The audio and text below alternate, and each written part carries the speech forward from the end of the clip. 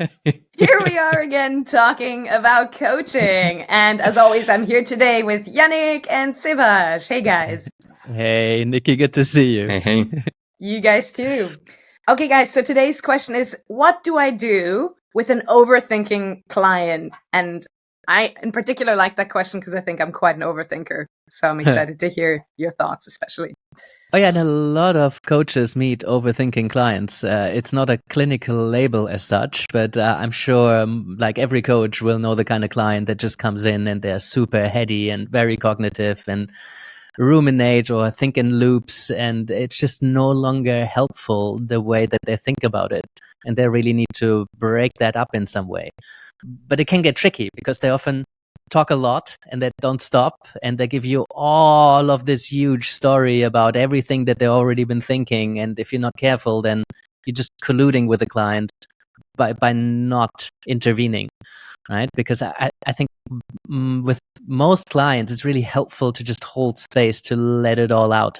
With an overthinking client, at least the kind of client that I imagine when I hear that question, the client I've met, is it needs something, because otherwise they've thought about this so much. They wouldn't be here with a coach if thinking about this more in the way that they've already been thinking about it would help, right? So I think in those cases, it's important that you do something rather than to just hold space and really listen. It's one of those cases where deep listening might not be the most helpful thing.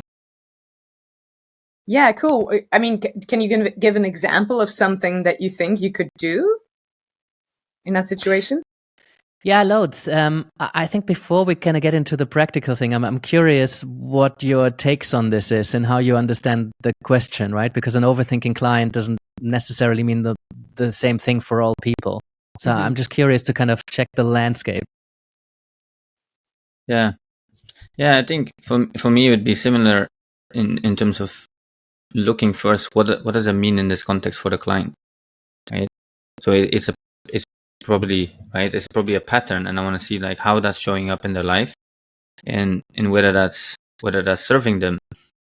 And I think when we hear the question, right, it's probably underneath that is probably like, okay, the client's probably overthinking, and often when this comes up in sessions with me, I can see that there's usually something out of balance. For example, the client's overthinking but not connecting to their feelings, or they're overthinking but not taking action. So for me, I want to look at like, how does this come back to what they want, right? So if I'm working with someone and they say, hey, I'm looking to grow my business, but I'm really overthinking, or I'm looking to get married, but I'm overthinking and I'm not taking the steps that I want to do, right? Or the necessary action. Then I'm going to just explore the pattern. Well, what is happening here? What is causing this overthinking? Yesterday, I actually had this in a brief coaching session where the guy said, well, here's what's happening. Every time I want to do work, I start overthinking, and I said, what else happens? And he's like, well, and then I start playing chess, and then I get on Netflix, and then this happens and that happens, and my day is pretty much done. I said, okay, interesting. How long has that been occurring? And it's been happening for weeks and weeks, right? So in that case, for me, it's like, okay, well, there's clearly a pattern here that's not serving the client, right? And I want to go a bit deeper in terms of what is causing that, how we can interrupt some of those patterns. Yeah, it's really interesting. I think the reason the question really resonates with me is because I'm a notorious overthinker and would consider myself a really heady person. I guess lately I've been more in the therapy world than I have in the coaching world. And in terms of therapy, when that comes up, like the thing that I've gotten out of reading quite a lot of literature around it now is like the importance of getting out of our heads and connecting to the body. Like that overthinking is almost like a coping mechanism and a strategy. So I guess I'm really interested in that whole somatic side. Not that I have a lot of expertise on it, but I guess, yeah, I'm curious how coaching, even approaches that differently than maybe therapy. Yeah, I think it really depends on what kind of, I'd say, practitioner you are, because whether you're a coach or a therapist, I think it depends on how you want to work with it, how you choose to work with it, and where your expertise lies. So you can tackle this from a cognitive behavioral perspective, for example. And not that cognitive behavioral practitioners, CBT, don't work with the body. I think it's a very viable way to, if you're very much in your head, let's disrupt that from the get-go and let's go into the body and let's try to tackle this issue, challenge, fantasy, desire, goal from a completely different perspective from the get-go, right? And I think that really helps. But it doesn't mean that it doesn't help to tackle this at the cognitive level where all of this is occurring. So somebody is overthinking or presents as an overthinking client, or you notice that they're, thinking about this way too much. You can start looking at patterns in their thinking. What's happening here? How are you thinking about this? Where are the loops? Where are maybe the thinking traps, the thinking errors? If you Google that, there's a lot in cognitive behavioral space about noticing, so there's a lot of black and white thinking here, or there's a lot of catastrophizing, or there's some perfectionism, or, whose voice are we listening to here? Whose thoughts are these? Do you recognize those thoughts? Is there some narrative that is playing into this? So we can really focus on the client's thinking and help them to think better, right? We can help them to create awareness. At which point is it too much thinking? Apply Occam's razor. Like, what would be the thinking that occurs here if it was simple thinking? At which point is there a threshold that is no longer helpful, and how may we be able to cut it off at that point? So we can take the thinking, look at the thinking, put all the thinking on the table, and see if we can improve the thinking. But I don't know if one is better than another. I think it depends on the client. It depends on the situation. Overthinking is a huge range of what it could be. Yeah, I think that's really interesting, and I think sometimes it can really probably what I've seen with myself and with quite a few clients that are really more heavy on the thinking side, that it actually serves them to stay there and just help them almost like give them different thinking frameworks or different mental models. So for example, when I work with a coach and they just have a proposal and they're really overthinking, like, oh man, I could have done this different and that different, and and they're just overthinking this whole situation. What I found useful is just to give them a set of questions and say, well, here's a few questions to play with, right? Start here, and now this gives you a structure with it, a structure for your thinking. So that's been really helpful for me. Traditionally, like, I was always overthink everything, but then I start, for example, with a few questions like, hey, what went well in this call? What can I improve? What can I do better? Right? What can I do different? What did I learn? And just through those questions, I noticed already that by using those questions again and again and again, my pattern of thinking starts changing. Right? Interesting. Instead of just thinking. What kind of questions? What do you mean? What kind of questions? Oh, you're saying when you ask those kind of questions. Yeah. So, for example, when it comes to the sales, and not just the sales, I think even with coaching. So after a coaching session, I would spend a lot of time overthinking, like, oh, did that go well? Like, oh, I should have talked less, or I should have done this different. So instead of that, I just ask myself a set of questions. And again, we can come up with our own questions, and these set of questions could be useful for a lot of coaches. I just look at, what did I do well in this coaching session? What can I do better? What did I learn? Right? And so the set of questions allow me also, and one of the things that I think is that a lot of times, and this is not always the case, but a lot of times we go towards the negative part first. We're always looking like what didn't go well. So just having this set of questions allow us takes the direction of the thinking towards a different direction. Yeah, that's the approach of a lot of journaling, right? A lot of journaling is based, the kind of journaling where you have a number of key questions that you would always focus on, because that really focuses your thinking and invites your mind not to go into places where it's maybe not helpful. So, if you have a journal, some journals are already designed like that. They have the same 3, 4, 5 questions that you then spend 10, 15 minutes on. And setting yourself a timer, like, this is how long I'm going to think about this. And then I'm going to review where I'm at. Or I'm going to answer these 5 questions, and then I'm going to choose to do something else. So strategies around that can be really, really helpful. What do you do, Nikki? I wonder, given that, you're the type, what's been helping you? If you worked with this in your coaching, or maybe you did some self-coaching, what helps? That's a really good question. I mean, I think I'm very much in the thick of it right now. I think my escape tends to be through the body nowadays to avoid kind of over ruminating. I take myself I interrupt the pattern by going out into nature or like doing some physical activity. But I really like what you guys are saying about the giving structure to the thoughts. So rather than running loose and going every direction, which is what tends to happen for me, you kind of use them, you play to their strength, and you focus them on, maybe some good questions that, with a delineated kind of endpoint. Yeah. Any other kind of somatic techniques that you're experimenting with, or that you've noticed? I mean, taking yourself out into nature. What else? For me, definitely meditation. So I've started like a morning meditation practice. Yoga, which is a really good way of connecting to the body and using the breath, and also just plain old breathing practice. So I think, 3 that are typically mentioned, but that I also, have a lot of personal resonance with. And I think especially just breathing and meditation really helps with that. Oh, yeah, that's huge. I mean, and that should be in every coach's repertoire, I think. And you don't need to have studied mindfulness at depth in order to just invite a client at the beginning of a session or before a session to prepare, or in the moment when they seem to be overthinking.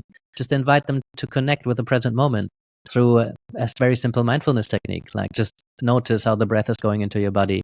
Notice what you can hear. Notice what's generally coming in through your senses. And don't make sense of it. Don't interpret it. Just describe it. Just notice it. Acknowledge it.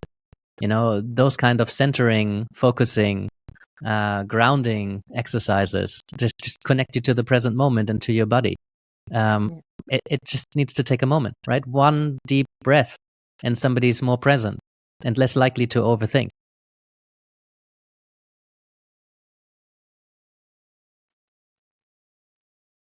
Yeah. So everything okay in your hood? I didn't want to break the thinking, but there's been quite some commotion. No, I've just been playing with this mic, but I think you guys were just talking about presence, right? I think one of the things that's been the most helpful is this. There's a book I read a long time ago called Right Now, and it's about mastering the beauty of the present moment. It's a book by Steve Chandler, and that's really been helpful for me. And I'll give you guys an example.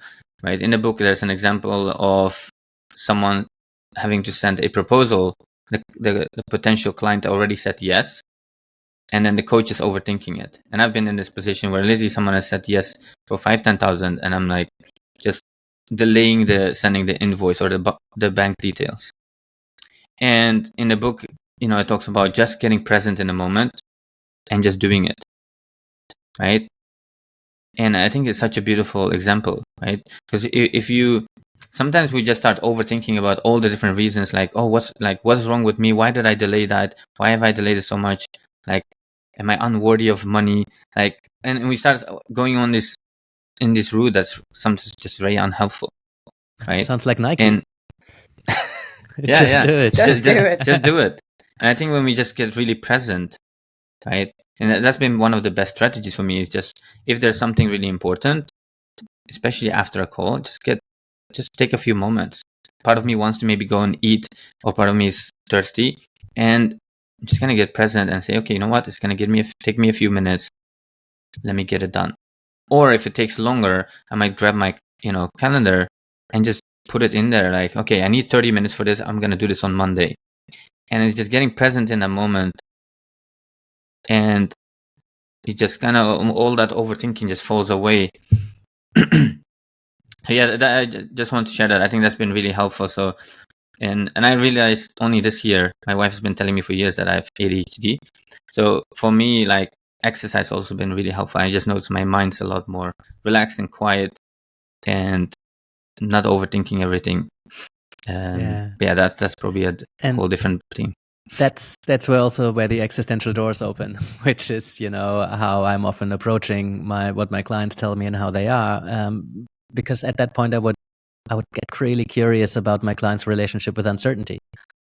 And how, if you keep overthinking something rather than actually go and do something, overthinking is often a sign, or can be a pointer towards, I want to be 100% certain that something is going to happen in the way before I take any action.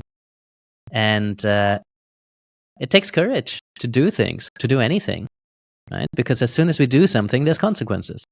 And yes, if we don't do something, there's also consequences. But most people focus on, if I do something and I haven't thought it through, there's a risk that it goes wrong, or that I'm going to be perceived in this way, or, whatever the reason is. So going and taking action has to happen inevitably in a state of uncertainty. We can tell ourselves that something is certain, but it's an illusion, right? So really interesting to just kind of explore with our clients, kind of exploring the root of why they're still thinking about something. Maybe it's very, very complex and it needs more thought. But if somebody's in some kind of loop, it can point to a relationship with uncertainty, and choice and freedom, right? And responsibility. So that's always super interesting for me to explore, that kind of where I often naturally go. And sometimes that solves a lot of other problems too. And then you have a very different kind of conversation than to jump into action, make a plan, use accountability and commitment. All of these can work, but they're all different approaches. There's so many ways of dealing with an overthinking client. Dealing with always sounds terrible.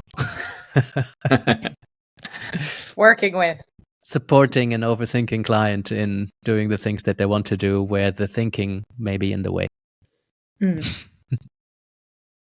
Yeah, I think it's also good to notice our own pattern. Like if we as coaches just push on, when that happens, we only push the person into action, then that's probably our own stuff that's coming in, like, and I think it's slowing down and mixing it up. I also really resonate with what you're saying around courage, because I think a lot of times it's around staying in the comfort zone. Sometimes, again, I think that's why it's so useful to just slow down and explore what is. Tell me more about this overthinking, because sometimes it's really overthinking because there's so much at stake, and sometimes it's just overthinking that, but there's all these other little things that get the person stuck.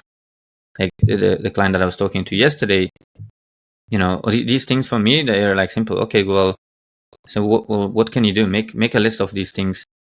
How can you overcome them? And by the way, like, yeah, not saying that it's always that easy, because sometimes we get addicted to these things, like to Netflix and even just chess app, right? But sometimes that's what takes courage, is just to delete it, right? And I think delete the overthinking. Yeah, no, delete. I wish sometimes I could just delete that part of my brain that keeps wanting to think about that. But I mean, I'm joking, but I'm also not joking, right? If it sounds weird to say I'm going to delete my overthinking, but I've noticed in some areas it's possible, because once we create an awareness that there's a certain part of my thinking that is just obsolete, it's like an appendix.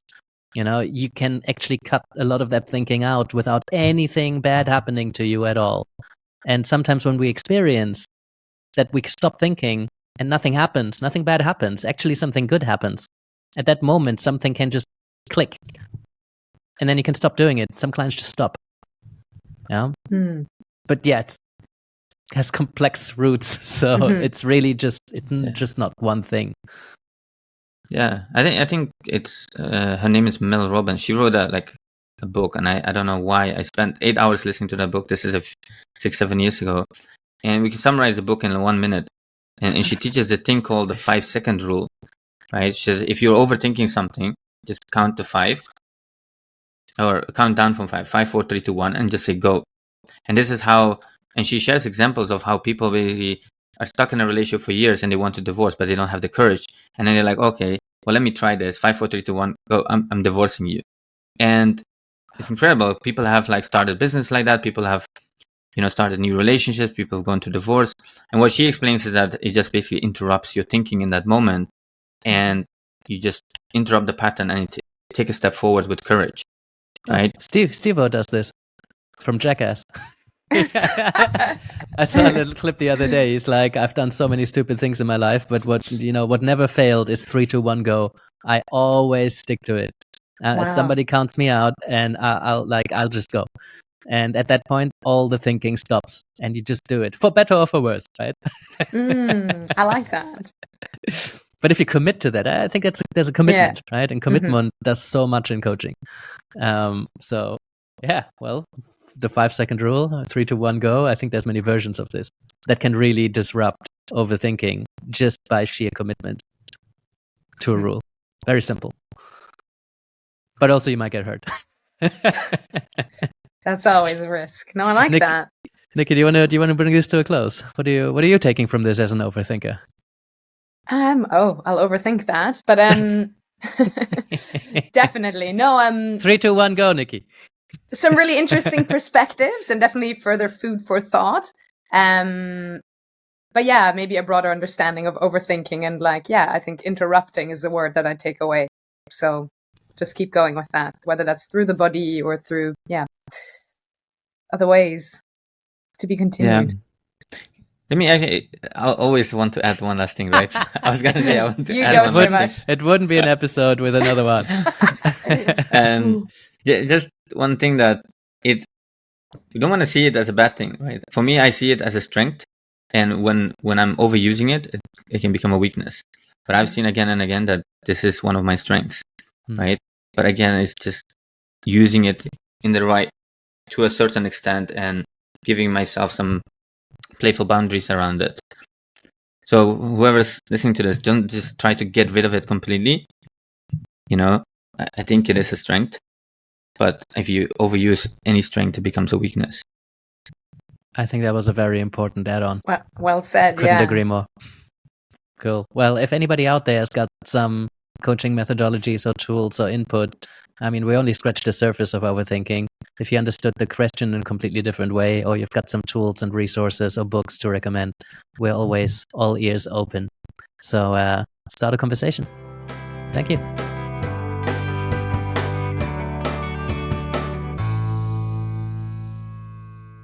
Thank you for being with us today. I appreciate your commitment to learning and growing as a coach. Just a few things before you go. First of all, we're doing this for you, so if there's anything you'd like us to talk about, do send us a question. Secondly, we're not doing this for profit, so we rely on your support to help us reach as many coaches as we can. So if you can send this episode to a friend or tell a fellow coach about what we're doing here, maybe you can subscribe or leave us a review, or even support us on Patreon. That would be amazing. And lastly, you can find us across all major platforms. So whether you like to watch or you like to listen or you like to download episodes and listen to it in your car while you're driving through somewhere with no internet, you can do so too. And that's it from us. Thank you, and I hope to see you next time.